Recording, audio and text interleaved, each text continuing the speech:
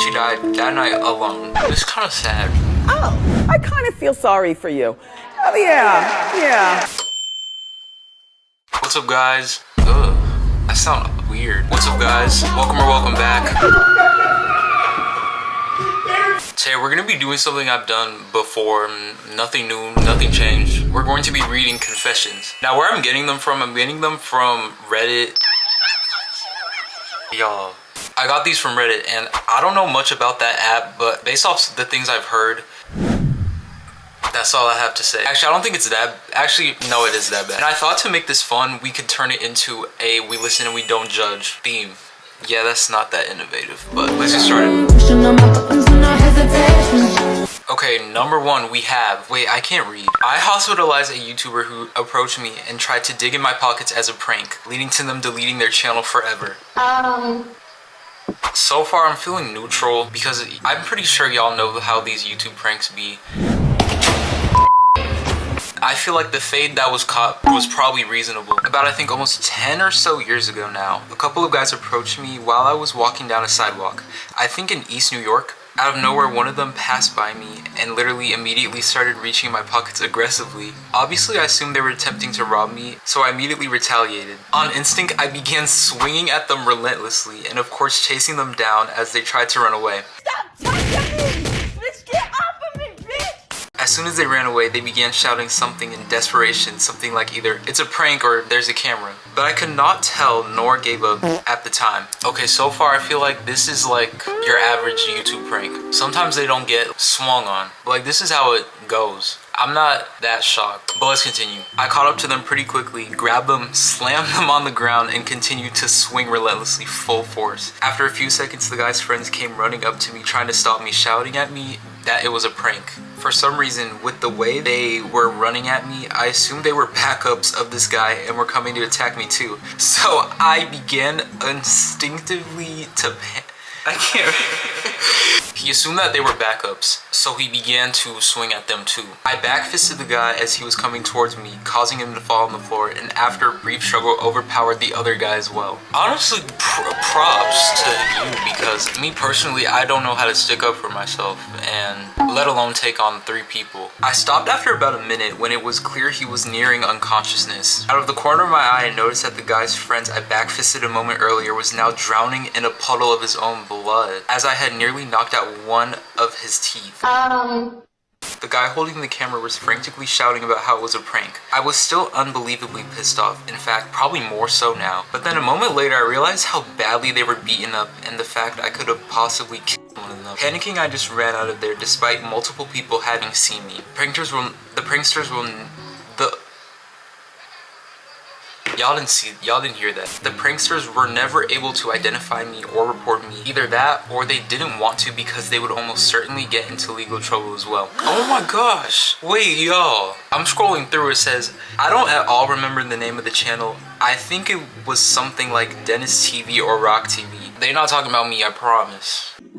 We do not care. I mean, I was like 5 at that time, so I would not have my own production. They did thankfully end up being okay because they ended up doing like 1 or 2 more of these videos. Okay, I'm kind of on the fence because it's like you kind of did a little too much in my opinion. Just to me, it's never that serious to like full force beat them as they say it was a prank. I know it'd be annoying. You can yell at them. You can hit maybe your little one too, but like I'm going to say I'm judging. I'm sorry. I just feel like you could have swung, but like you didn't need to brutally beat them up. Us Dennises unfortunately have to unite, so actually that's not true at all. Okay, next up we have, in 4th grade, I wiped a Clorox wipe. It hurt so bad I can still feel it today. Okay, let's get into it. In 4th grade, I was in the middle of class and I realized that my meow meow smelled super bad. So I thought the best thing to do in that situation was not to go to the bathroom or just cross my legs and pray it goes away. No, I decided to grab a Clorox wipe from the class supplies and waited for the teacher and my classmates to look away and wiped with it. I will never forget how painful that was. At least it smelled like lemons. It burned so bad. Okay. I'm gonna say I'm not judging, to be honest, because you were like 10, so I probably did some things when I was 10 Not that, but like, what do you mean you can still feel it to this day? You just might want to get that checked out. Okay, next we have, I watched my mom die while I pretended I was asleep. I need context. I'm not even judging, I'm just concerned. This happened a few years ago, but it still haunts me every day. My mom had cancer. It was bad. Towards the end, she was mostly at home in a hospital bed in the living room. I was 17 and mentally just shutting down. One night, I woke up to the sound of her struggling to breathe. I knew it was serious. I could hear it. Like this horrible choking sound, but I didn't get up. I just laid there in my bed, pretending to be asleep. I don't even know why. I was scared, I didn't know what to do, and some part of me just thought maybe if I waited, someone else would handle it. She died that night alone. It's kind of sad. Oh, I kind of feel sorry for you.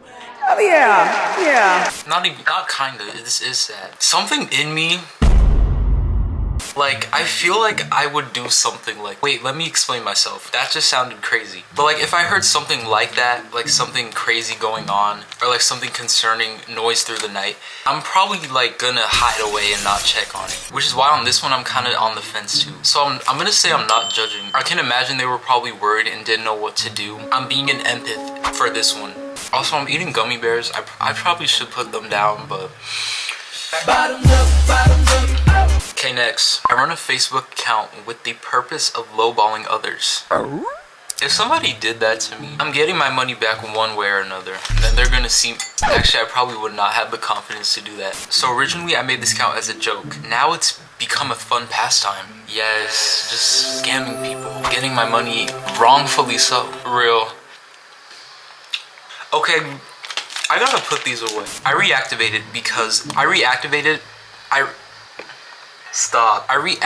it because recently my dad was ripped off by some sleazeball and I wanted to get revenge on the guy. I started by review bombing the guy, sending him triple-digit offers on nice cars like Corvettes, Porsches, Mercedes-Benz, other nice cars, saying that his tires looked flat and the paint looks cheap, and my favorite, looks stolen, 2K. I had so much fun seeing the guy so pissed off, I continued my rampage. I do this now, but on a way less offensive level, and it's still funny to see the reactions on Marketplace of boomers having a tantrum to a 20-year-old kid disguised as a 47-year-old guy saying their Corvette looks cheap. You know what? I'm just gonna have to say I'm not judging. Definitely not for the one that lowballed your dad because, you know, gotta get that revenge. Actually, no. Love everybody. That's what I meant. Like, I see why you did that. But just like trolling other people, like that's somebody's mother. Leave Christine and Diane and Robert alone. Alright, that is it for today. Let me know which one you thought was the craziest or the most judge-worthy. But I hope you enjoyed. Like and subscribe. Like right now. See you guys next time. I try and be consistent, but like, let's just say school is deep frying me. Y'all don't care.